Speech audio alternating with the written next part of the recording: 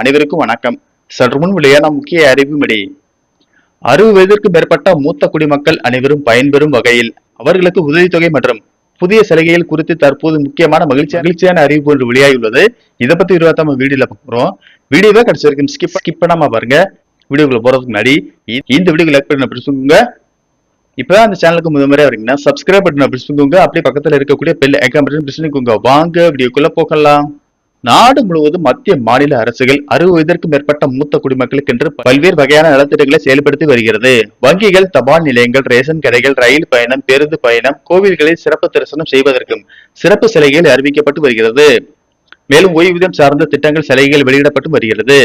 இந்த நிலையில் 60 வயது நிரம்பிய மூத்த குடிமக்களுக்கு மகிழ்ச்சியான அறிவிப்பு வெளியாகியுள்ளது. அதன்படி ராஷ்டிரிய வயோஸ்ரீ யோஜனா என்ற திட்டம் மத்திய அரசு அறிமுகப்படுத்தி உள்ளது.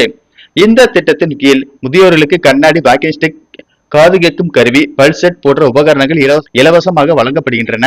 அடுத்த அறிவிப்பாக மத்திய அரசு அவர்களுக்கு உதவித்தொகை வழங்கும் வகையில் ஒரு திட்டத்தை அறிமுகப்படுத்தி உள்ளது. இவை ஈஸ்ராம் கார்டு திட்டம் ஆகும். இந்த ஈஸ்ராம் அட்டை வைத்திருந்தால் இயற்கை பேரிடர் உள்ளிட்ட அவசர காலங்களில் அரசு வழங்கும் நிதியுதவிகள் நேரடியாக வங்கி கணக்கில் செலுத்தும் வகையில் இந்த திட்டம் உதவுகிறது. மேலும் ரூபாய் 2 லட்சம் வரை காப்பீடு கிடைக்கும். ஈஸ்ராம் அட்டை வைத்திருப்பவர்கள் பிரதான் மந்திரி ஸ்ராம் யோகி மான்தன் ஓய்வூதிய திட்டத்தில் இணைந்து மாதாந்திர பங்களிப்பின் தொகையை செலுத்தினால் 60 வயதிற்கு பிறகு மாதம் ரூபாய் 3000 ஓய்வூதியம் கிடைக்கும் என்று தெரிவிக்கப்பட்டுள்ளது. அடுத்த அறிவிப்பாக தமிழகத்தின் ரேஷன் கடைகளில் தாயுமானவர் திட்டத்தை 60 வயதில் இருந்து விரிவாக்கம் செய்ய அரசு திட்டமிட்டுள்ளதாக தகவல் வெளியாகியுள்ளது.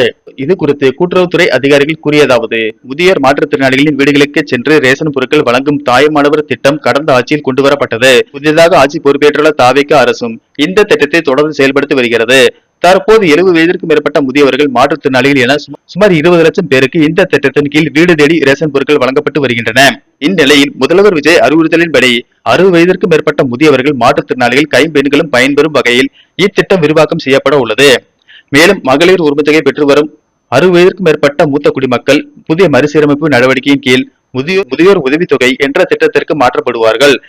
இதனால் இதுவரையில் ரூபாய் 1000 பெற்று வந்த அவர்களுக்கு மாதம் ரூபாய் 3000 வழங்கப்படும் என தெரிவித்துள்ளனர். அடுத்த அறிவிப்பாக பிரதம மந்திரி ஸ்ராம் யோகி மான்தன் என்ற திட்டம் செயல்படுத்தப்பட்டு வருகிறது. இது முறைசாரா தொழிலாளர்களுக்கான பென்ஷன் திட்டமாகும். இதில் 18 முதல் 40 வயதுக்குள் உள்ளவர்கள் இணைந்து மாதா சந்தா செலுத்தினால் 60 வயதிற்கு மேல் மாதம் ரூபாய் 3000 பென்ஷன் கிடைக்கும் என தெரிவிக்கப்பட்டுள்ளது. நன்றி, வணக்கம்.